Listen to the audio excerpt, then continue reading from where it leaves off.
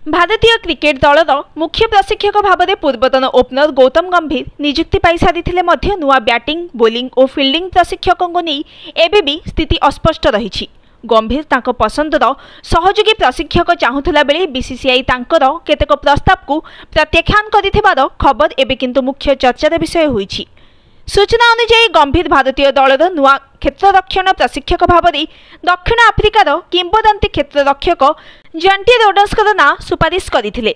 BCCI किंतु तांकर एही प्रस्ताव को ग्रहण करिनी। एपरिकी गंभीर अन्यतम फील्डिंग प्रशिक्षक विकल्प भाव में नेदरलैंड्स रियान टेन डसेंटकर ना पठाइथिले। डसेंट को नहीं मध्य बीसीसीआई निज आभिमुख्य स्पष्ट करिनी, बरं निष्पत्ति को झुलाई रखिछि। विशेष सूत्रରୁ मिलिथिबा खबर अनुसार बीसीसीआई पुराना फील्डिंग प्रशिक्षक टी दिलीप को तांको पदरे बजाय रखिबाकू चाहूछि। सेहिभଳି गंभीर भारतीय दलर नुआ बोलिंग प्रशिक्षक पदरे विनय कुमार को अवस्थापित करने चाहूछंती। हेले बीसीसीआई एथिरे भी तांको सह एकमत नाही। सेपटे श्रीलंका गस्त पाखई आसुथिबारु गंभीर प्रशिक्षक मंडली को नहीं अचलावस्था जारी रहिथिबारु स्थिति क्रमशः जटिल हेबारे लागिछि। तेबे गंभीर पसंदर बैटिंग प्रशिक्षक भाव में अभिषेक नायक को नियुक्ति देवाको बीसीसीआई नीतिगत भाव में राजी हो जाइथिबार सूचना मिली। कारण राहुल द्रविड़ कार्यकाल शेष होगा सहित तांको सहित बैटिंग बोलिंग और क्षेत्ररक्षण प्रशिक्षक थिबा विक्रम राठौर, पारस महाम्ब्रे और टी दिलीप कार्यकाल भी शेष होईछि।